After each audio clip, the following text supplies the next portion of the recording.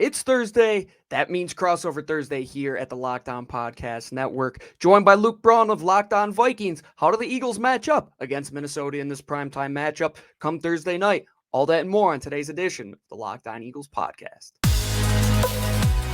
You are Locked On Eagles, your daily Philadelphia Eagles podcast. Part of the Locked On Podcast Network, your team every day.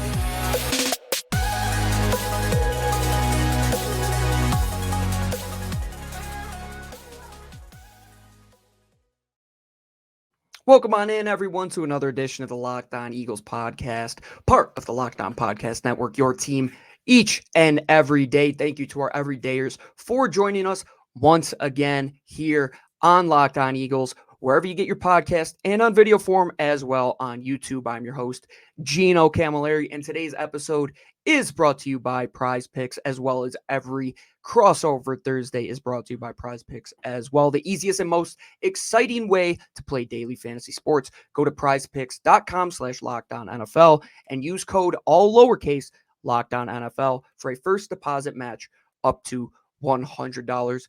And with no further ado, let's get right into it. Locked On Eagles and Locked On Vikings. It's Thursday. You know what that means. It's crossover Thursday here on the Locked On Podcast Network, your team each and every day. I'm Gino Camilleri, host of the Locked On Eagles podcast, joined by my friend Luke Braun of the Locked On Vikings podcast. No, you are not in a time warp. No, this isn't Groundhog Day. It is once again week 2 between the Philadelphia Eagles and Minnesota Vikings in prime time. Luke, we know what Minnesota did last week. They played Baker Mayfield, and now they're playing the Eagles once again. And I think both of these teams are in a spot where it's almost like a must-win. The Eagles are injured. They're banged up a little bit, coming off of a win that they almost let slip away. And Minnesota, I'm sure you're feeling the same exact way. They got to come into this game and perform. I think the Vikings are under more pressure because they could do the 0-2 thing. And the 0-2 thing doesn't have the same potency it used to. Now that there's a 17th game, there's one extra game to kind of make up for it. I think it's more of an 0-3 thing, but the Eagles won their game. That's what matters. Much as there was to be concerned about, I guess, but I guess I should probably ask you about that. The Eagles still, they blow this one, they're 1-1. The Vikings could be the first 0-2 team 4 days into the season. That would be a pretty bad stinger to go into a half a bye with. That's the thing. And walking away from that game, it's like you left so much meat on the bone. Very similar to week 1 last year, where the Lions came within 3 points in a 38-35 shootout. And the narrative after week 1 was, oh, you just beat the Lions. And it kind of feels like that again. You just beat the Patriots. But as you said, a win is a win in this league. And the Eagles have been in this situation in the past. I think to the 2018, 2019 team, people on our stream know that they let up so many different spots where they're up in games, especially against Tennessee and Carolina. They had double-digit leads going into the fourth quarter, and they blew those games. And to see them win that game against New England, it just feels like a breath of fresh air that even when Jalen Hurts, your best player, puts up his worst EPA performance in over a calendar year, you can still walk out and win that game. But now going into Thursday night, you're coming home with a lot of expectations, but you're going to be out multiple starters, and your offense is coming off of a rusty week 1. A win is a win, but the turnaround is really what matters. And this Eagles team has done a good job over the last 2 years of turning things around under Nick Sirianni after that slow start a couple years ago, starting 2-5. Now it just seems very similar. You're in the exact same scenario you were last year, Luke, excuse me. Get my co-host mixed up here. But you're playing primetime Kirk Cousins, which, if you look at statistics... Hey, Thursday night Kirk Cousins is different, all right? He's never lost on Thursday night. Give us a story on Thursday night. There you Kirk go. Cousins, then. It's a Monday night's the thing. It's also a completely insane split if you want to. You're splitting like 3 games versus 6 games. The Kirk Cousins story, though, against the Eagles, outside of last year, it's been a lot of success. I think back to, it was 2018 when they played, and Minnesota just did anything they wanted to them all game long, and it seemed like the Eagles could never get their footing under them. And I'm scared of that exact same thing happening. Like, if you come out and you go 3-0, they're able to run the ball with a little more success than they had last week. I know Madison didn't really get it going, but let's just say that happens and Kirk can get into that play action mode where you let Justin Jefferson run his routes for 4 to 5 seconds and get downfield and come uncovered. That's when they can be lethal. From a storyline perspective, is that what you're looking for? Your offense to come out and go toe-to-toe with an offense that should look to come and turn it around in week 2? They need to find a way to get something sensible out of the run game. They can't be throwing away downs when they run the ball like they do. Like what happened a bunch against the Buccaneers. It was just really, really inconsistent.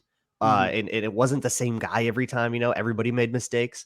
Bucks have an insane front. I mean, with like Vita Vea and linebackers, it's crazy, right? So you can kind of say, okay, well, maybe an easier matchup, but it's not like the Eagles are bringing scrubs, man. Like, yeah, no, I know they got a bit of a defensive line too. So if you talk to Vikings fans right now, Vikings fans are like deep in the gallows. They're going, oh my God, we're going 0-2. We're going to get blown out on primetime by the Eagles again. And I think just because of what happened last year, because we were so high coming off of blowing out the Packers, we weren't even favored in that game. Like, that they were supposed to be this like kind of mediocre thing again, and the Packers were supposed to be the second coming again, and we kicked the crap out of them, and we went, oh my God, this could be something real. And we were super high coming into that Eagles game last year, and then we got our doors blown off, and then we went, oh, okay, cool, we are bad. And I think everybody in Minnesota is expecting the exact same thing, to go, well, that was our chance to get a win, now we're going to be 0-2. Hope this isn't too painful. Like, that's where Vikings fans are. And I think sometimes when you're in that place, I don't know where the Vikings themselves are, but I think sometimes when you're in that place, that's exactly when things can turn around and maybe you can go toe to toe here. Look, Justin Jefferson's insane. I will say last year, there were a couple of games where Jefferson wasn't particularly productive, and I think a lot of it was schematic. I think the Eagles were the only team that actually manned him up and had success doing that. Some teams manned him up and gave up 180 yards. The Eagles manned him up with Darius Slay and had success with that. And that is a matchup with like, okay, how are you going to handle Jefferson? I got to ask everybody about, and I think we should talk about that later. But it sounds like, as much as, I mean, look, Eagles are 1-0. You sound a little disappointed. I'm a little disappointed. And yeah, this is a game where every week's a reset, If y'all come out and beat the Vikings, you are not talking about barely beating Mac Jones anymore. It's never going to come up again. Right. If y'all come out and beat the Vikings by 30, you're going, okay, yeah, we're fine. And then you're probably just laughing at the Vikings. And if the Vikings come out and pull an upset, we're not talking about losing to Baker Mayfield anymore, right? So somebody gets to get some kind of monkey off their back here. And that's the thing I'm worried about the most. And you're probably saying like, oh, they won this game, right? They come off of a Super Bowl where they performed well, a great season. And the thing that makes me disappointed was the expectation. And as you said, with week 2 last year, you blow out the Packers, right? And you're like, oh, now we have expectations. Now we are expected to go out and win. Well, that was the moniker I'm holding the Eagles under.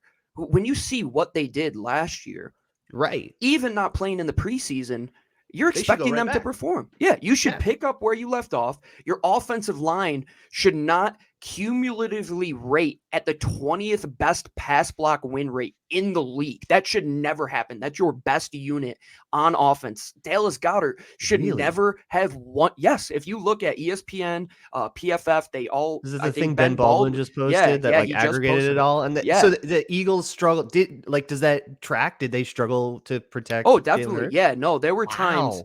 So if you look back at the film, a lot of people will talk about Dallas Goedert not getting the targets. Well, there were multiple times where they're trying to open things under or in the intermediate with him, where you usually have, like, let's say you run some sort of dagger pattern. You have the slot guy go up and out, and you have the guy run a straight release. Well, he's coming open a lot in the intermediate, but there's a rusher right in his face. And that's just uncharacteristic. And the Eagles offensive line is predicated on keeping Jalen Hurts in the pocket. If you look at his splits as a pocket passer versus on the run last week, he was exponentially better throwing from the pocket. And that will probably blow your mind. But he was the number 1 pocket passer last year. I know you're a smart guy, Luke. You understand That's one of those weird things with runaround quarterbacks is everybody's like, oh, you got to keep him in the pocket. Yeah. But you also have to pressure him in the pocket. You can't just give him a clean pocket. That's easier for everybody. Exactly. But no, he was under some duress last week. They couldn't really get the run game going. And as an offensive line where those are the two forefronts, your D-line, your O-line, that's what the game runs through. If you get back to, let's say, even 75% of what you were last year, I don't even think they performed like 50 to 60% of what their output could be. Then you're talking about seeing success. And we were talking about 35+ point outings all off season long, and you're up 16-0, and your offense doesn't score a touchdown in nearly 3.5 quarters. That's when the questions come into play. And that's the expectation element of it, because when you have guys like Justin Jefferson and Slay, you expect guys to win one-on-one matchups. Right. And the Eagles were, but you have to take advantage of that. And that's what we're going to talk about coming up after this. Some of those matchups that hopefully the Eagles can exploit on Minnesota, and hopefully the Minnesota Vikings can take advantage of on the Eagles. For those of you at Locked On Vikings and Locked On Eagles, thank you for joining us here on Crossover Thursday. We'll be right back. Today's crossover episode of Locked On Eagles and Locked On Vikings is also brought to you by our friends over at Jace Medical. If you don't know what Jace Medical is, I'll break it down nice and easy for you. What they have, it's called the Jace Case. The Jace Case provides 5 life-saving antibiotics for emergency use. So let me give you an example. Me and my wife, we like to go camping up in the mountains here in Denver. A lot of the times, you're in places they don't have medical assistance, they don't have a hospital, and you don't have cell service. We always carry the Jace Case with us because the Jace Case is made just in case for emergency use. And you can get your life-saving antibiotics that will help you if you can't get a doctor's appointment, if you have something that pops up unexpectedly. It is the easiest way to be prepared when you need to be. Save more than $360 by getting these life-saving antibiotics with the Jace Medical Plus, an additional $20 off using my code LOCKEDON at checkout on jacemedical.com. That's JASE medical.com. And we thank them for sponsoring the Locked On Eagles and Locked On Vikings crossover episode. All right, everybody, welcome back to Crossover Thursday. Gino Camilleri, Luke Braun, Locked On Eagles, Locked On Vikings. Once again, you're not in a time warp. This isn't the episode from last year, week 2. This is Thursday. We're in 2023, week 2. The 1-0 Eagles coming off of a 25-20 victory over a team which I thought they should blow out. And I think Minnesota thinks that they should have won that game as well. Here we are once again, week 2. Let's talk about the big storyline, Luke. I think everybody is coming to the main event. Everybody's going to watch Slay, JJ versus Slay. It's the matchup we all want to see. Slay's been a Viking killer his whole career. Go back to Detroit. He has. And that's funny because against DeVonta Adams, he's horrendous. So it's like against the NFC North, his spreads are either he dominates or he just gets taken advantage of. Like those guys know each other. That's what's kind of fun about it. You know, Slay has known Adams for their entire careers, literally, right? Like, yeah. So now they're going to know each other. And when you know each other that well, look, the NFC East knows this. When you know each other that well, it sort of takes the priors out of the window a little bit, and kind of anything can happen. That's why you get, major upsets. Like I'm thinking about like the Browns-Bengals game last week, like that kind of thing will happen when you know each other really well. Yeah, throw the record books out. And that's what I kind of look at. This is almost like just one of those big trilogy fights you see with like heavyweight fighters where one guy takes the first fight, the guy puts in his rematch clause, and that's what it feels like with Justin Jefferson. How do you think they scheme up Justin this time around? Because Lou and I's worry is we don't shadow him. Do you expect your offense to say, hey, if Slay's on there, we're going to motion this guy across and just get him away? Or you expect Justin to go out there and try and win that one-on-one? So I got to think the Eagles are going to feel decent about the way that things went last year with this. And I got to think that they're going to just say, all right, you can do this. So the way that teams had the most success against Justin Jefferson last year, with the exception of the Eagles, was half safety over the top and jam him. The most visible example was Green Bay week 17. Half safety over the top. You got to have your good corner jam him too. You can't just put some scrub out there. They had Jair Alexander playing squat technique. They were like protecting him in cover 2 against Justin Jefferson, but that worked. And Jair Alexander, knowing he had safety help, could really commit to those jams, and they got some absolutely gaudy ones. So if you're not going to just shadow and play one-on-one, which is a ballsy thing to do against Justin Jefferson, If you're going to say, all right, no, we're going to back this off and we're just going to bracket, then it's probably going to be half safeties over there. And it's Sean Desai, right? Yes, sir. And he's without James the Bradberry Fangio tree, too. right? Yep, he's under Fangio. Yep. Yeah, and without James Bradberry. So I wonder if you're just in like a quarter half kind of world, you just put the half side to Jefferson and just call like, I think it's the same call that it was last year. It'd be Zeus 18, which is half safety to the side of wherever 18 is, and then quarters to the other side. And then you have to kind of say, all right, we'll make TJ Hockenson or Jordan Addison beat us. But we didn't have either of those guys last time we played. Yep. And that's been the mission of the Vikings, has been to find a counterpunch when teams put a half safety over Justin Jefferson. Can that guy be Addison? I think he got open a lot last week, but there was pressure. There was problems with stunts. Can that be TJ Hockenson? It was in several occasions. Twice against the Giants last year, Hockenson had 100-yard gains. So yeah, there's a lot that the Vikings might have in a counterpunch. But I guess I want to ask, I looked at this and Mac Jones threw for over 300 yards. I think we have a more prolific passing offense than the Patriots. So what happened there? And is there something there that the Vikings can see and exploit?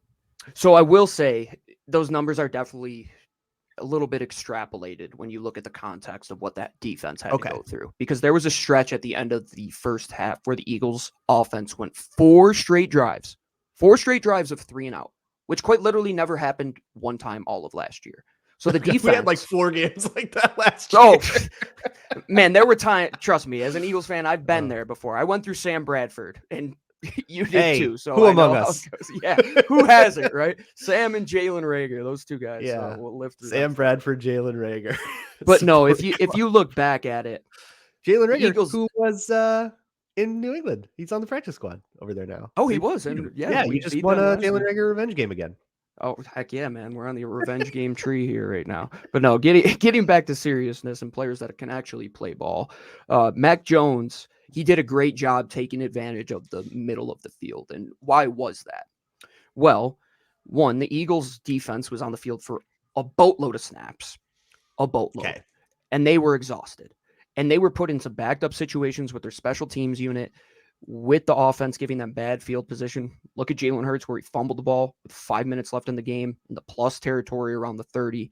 But the Eagles defense did a great job in contextually good situations, so like stopping them late. But in those areas where Mac Jones had a lot of success in that middle 8 part of the game to open up the third quarter, areas where it really mattered, it was, we are going to take advantage of the size matchup we have. We have Hunter Henry, we have Mike Gesicki, Nakobe Dean goes out of the game, our number 1 linebacker. He has a walking boot. He's out for 4 weeks.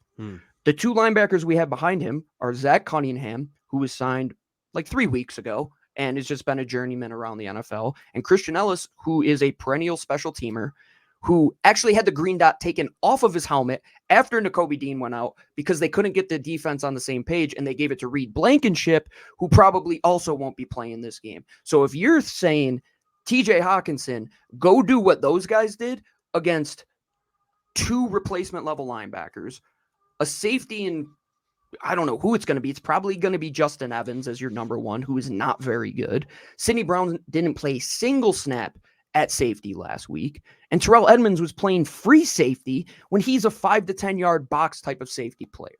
So the Eagles' middle of the field game plan was not very good. If I'm Minnesota and I'm saying, okay, Slay is taking care of what Justin Jefferson is doing out there, Josh Jobe is doing a good enough job with that half safety help, we're going to attack the middle of the field.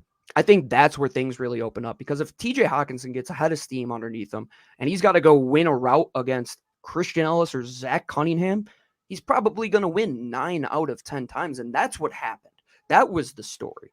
We knew that if you took away the middle of the field, you beat Bill Belichick. That's what he does. That's what he's always done. And he said, I'm going to win the middle of the field. And that's why they were in that game. And frankly, the Eagles should be petrified of what TJ Hockenson can present to this offensive game plan for the Vikings, because we know the front is good. We know the outside corners are good, but the middle of the field is the biggest in terms of surface area that you have to defend. And if you don't have athletes that can defend that area, losing those 4 guys and Chauncey Gardner-Johnson, Marcus Epps, Kaiser White, and TJ Edwards, it's already coming back to bite them within a week. Wow, I just will not argue with any of that. And instead, let's flip to I want to ask about one other thing. Hope I gave you enough on that one. Yeah. Oh, Vikings fans are going to love to hear all that. But so on the other side of the ball, so something that Belichick did, and you will be shocked to learn that Brian Flores approaches things kind of the same way. A lot of zero blitzing with off men on the back end, and it seemed to have a pretty strong effect on Jalen Hurts. You already mentioned some of the pressure, and hey, glass houses, the Vikings O-line had its fair share of problem as well. Tons of free rushers with all of those Todd Bowles blitzes they dealt with. But what's the adjustment that the Eagles are going to have to make against that? Because they're going to see the same thing. Flores is going to see all that work, and he's going to rush all of his fancy zero blitzes from their Bengal look, which is their 8 on the line look, off-man coverage on the back end, and, cover 0. So are the Eagles going to be able to generate explosives against cover 0, which is, that's the counterpunch, right? When you have no safeties, sometimes that can get killed over the top. Will the Eagles be able to do that? Were they able to do that at all versus the Patriots? I only saw a couple of plays, but it looked like that was that got him a little bit. I think the bigger issue for Jalen Hurts was going against that prototypical Rip Liz quarter style coverage, keep everything underneath in Bill Belichick's world, right? Because the way that it was working, they weren't motioning anybody on offense. They weren't doing those quick hitter type of plays to get that ball in space to kind of counteract that. Because if the rush is coming forward and the guys are playing off, you're thinking 3 to 7 yards. That's where I want to take advantage of. I would expect more motion in this offense this week. I think getting A.J. Brown just like a free release, motioning across the formation, just a little sprint out to get him out on a little out route. Those are things you're going to have to kind of do because Luke, if I'm positive you're going to be playing more man than you are zone defensively. Yeah, but maybe not press. So he might just get those releases. Yeah, so if you give him that free release, that's where I would be worried because he does a very good job with those timing routes, and especially with A.J. Brown and DeVonta Smith, 2 very good route runners. If you're not going to jam me, and especially a guy as big as A.J., who can get down and sink his feet as quickly, and Jalen could throw that ball on time, that's what I would be worried about. But if you bring that pressure and you keep everything underneath with a little bit of intermixing that off man, sometimes you play at the line, show Jalen one thing before the snap, bring him back off the line or vice versa. Those are the areas where if you make Jalen Hurts think for a second, and that the offensive line, which still gave him around 3.5 seconds to throw last week, if he has to get off his platform and run, that's what you want to see. It's crazy to say out loud, but Jalen Hurts just works better under the pocket. So you have to find a way as the Eagles offense to include more, where's my hot? They didn't do a great job at that last week. When you see the linebacker mugging up, they didn't really have a counteract to the hot route. They need to find that. They need to get the ball in space to DeAndre Swift quickly. If you see that defense pressuring forward, I'm going to swing that ball out to a guy who's extremely electric, who only got 1 target all of last week, and get Dallas Goedert involved. Their best play, in my opinion, is a tight end screen. Man, you get those offensive linemen going forward with the defensive line coming at Jalen Hurts with all that field ahead of him. Just those quick hitters. I think just getting this offense in a rhythm will open up those shots that they weren't able to get going because Bill did such a great job. And after this, we will come back, keys to victory, and game predictions. Today's episode of Locked On Eagles and Locked On Vikings is brought to you by Prize Picks. If you don't know what Prize Picks is by now, it's daily fantasy sports made easy. All you have to do is you pick 2 to 6 players, say, are they going to go more or less than their stat projections this Thursday night? Take Jalen Hurts to have more passing yards than his projection, as well as A.J. Brown and DeVonta Smith in terms of their receiving yards. Prize Picks is the most fun I've ever had, winning up to 25 times my money. You can turn $10 into $250 in just a few taps. I got it right here on my phone. Grab it right on your phone. Download the Prize Picks app today or go to prizepicks.com/LockedOnNFL and use code LockedOnNFL in all lowercase to get a first deposit match up to $100. What does that mean? They will give you $100 if you put in $100. So you'll have $200 to play on Prize Picks. All you got to do, 2 to 6 players, say are they going to go more or less. It's easy. You can make picks in as little as 60 seconds. And we thank Prize Picks for sponsoring all of the Locked On Podcast Network. All right, everyone, welcome back. Luke Braun of Locked On Vikings, Gino Camilleri, myself of Locked On Eagles. What, if you were to boil it down, are the 3 things Minnesota must do to win this game come Thursday night? I hate to be a cliche. I did it last week. I said fundamental football. Yeah, this one's going to be one in the trenches. How about that for a nice hackneyed thing? It's going to be the trenches, both sides of the ball. So there's 1 and 2 is the trenches. And then I think 3 is just going to be that they have to survive on the back end against like AJ Brown and DeVonta Smith. I don't know why his name just escaped me. There's your 3. But I think the trenches is especially on the offense. The Eagles have some dogs. I heard about what Jalen Carter did. Should see it. I do. I will go see it. Hopefully at some point before this game. But I'm aware, and the Vikings have to survive there. I am not looking for the Eagles have a better group up front than the Vikings do on their D-line versus our O-line. Like that is just a better roster than our O-line roster. So I'm not looking for them to go dominate. I'm just looking for them to survive. I think if they can survive, then they can set everything else up for the Vikings to kind of take advantage of where they do have advantages roster-wise. But they just have to survive. They don't have to win every rep. I'm expecting some amount of pressure, but I just need it to be sensible. And then on the other side of the ball, I think you do need to generate a little bit of disruption. Danielle Hunter is still Danielle Hunter, but Marcus Davenport he'll probably be questionable with an ankle injury. He was a game time decision last week. He didn't go, so we'll see what happens there. And then, they're kind of down to their depth. And on the interior, as much as I love Harrison Phillips, outside of him, it's like Jonathan Bullard, who was a rotational player last year, Dean Lowry, who's like a dirty work guy, and he's not really like the key to any. I mean, he's springs other people, but who are those other people? It's a group that is. I've been concerned about all offseason. And I would be concerned about looking at the names on the offensive line if you didn't tell me they actually are secretly bad now. So that's fantastic. So feeling good about that. The numbers will say it, but let's see if they show up. Yeah, right. But yeah, we'll see who shows up. And then it's just a matter of like AJ Brown is going to have moments where the Vikings are doing a cover 0 blitz. AJ Brown gets a free release. He gets to run whatever route he wants. How do you survive that? Right? Is it going to be, are you going to put Byron Murphy one-on-one with AJ Brown? Are you all right with that size mismatch? Or is it going to be like a Caleb Evans, who's CB2, who's in his first year starting, who's going to do that? He's bigger, but he's also newer and less experienced. Although I'm pretty happy with the way he played last week. So I don't know. There's a few of those places. In general, survive where you're not the better player. You just got to rise to the challenge and, go toe to toe where in places where you're not the better player.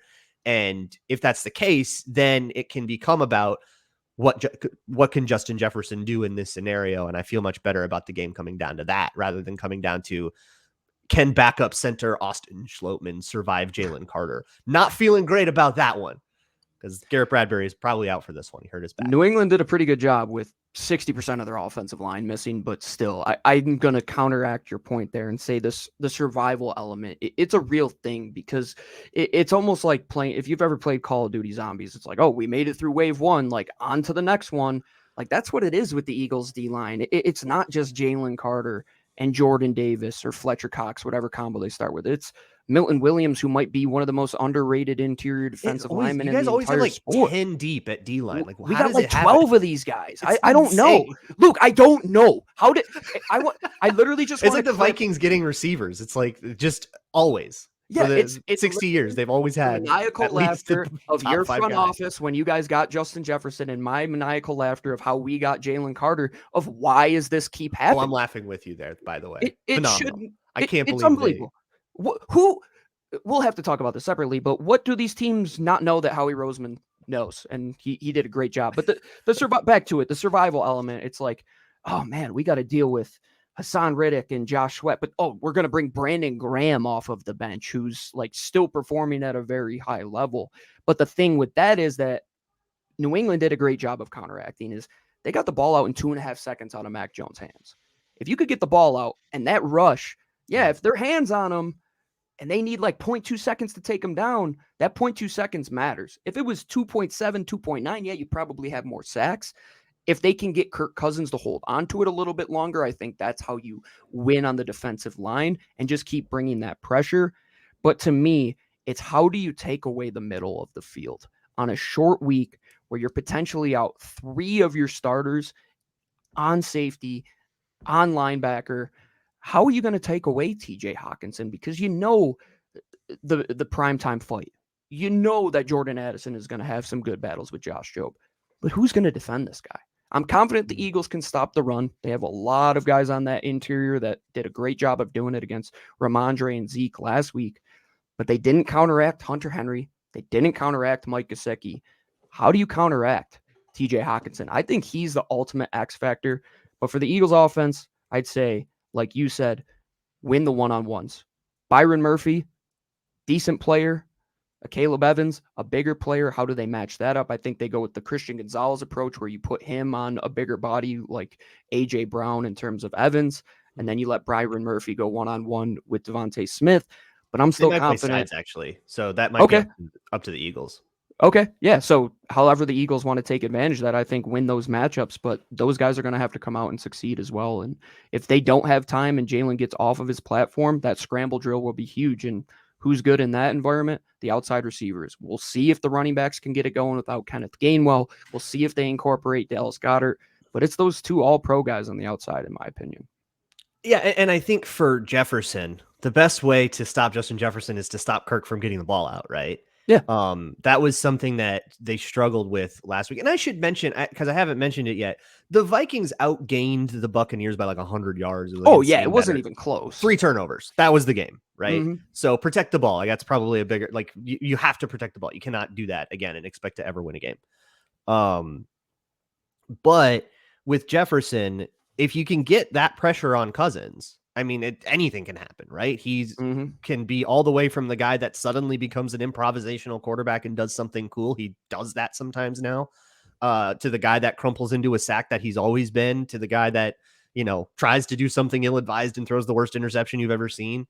Last year against the Eagles, Kirk threw 3 picks. Just protect the ball. And if you don't protect the ball, nothing we just talked about matters. That's probably the basic of all football. And as crazy as it sounds, the Eagles, they almost blew that game because they gave the ball away. They took untimely penalties. And argue about the box score all you want, the top guy, but we're fundamental guys, Luke. We're just take care of the football, play well in the trenches. Like it's a simple formula. And for that formula, you usually get a result. I know you hate doing it too, but we got to do it because our fans love it. What is your prediction score-wise for this game? I was close last week. I said 27-21. It's 25-20. Might be the closest I ever get the rest of the way, honestly. I can't in good faith pick the Vikings to win this game. I want to, just to be a homer about it, but I would be being a homer about it. I can't do it. I think they were too discombobulated, and I think they have too many issues to fix on a short week, and this is a tough matchup. So I'm not going to pick them to win in this one, but I like doing an if then. If they can keep Kirk Cousins upright, then they can win. That's what I'll say. But I don't know. I could throw out a random score number, but I don't think the Vikings will win. I don't think they'll cover their spread either. 7 points. It's a lot. I'm going to stick to what I went with last week. I'll say like 28-20.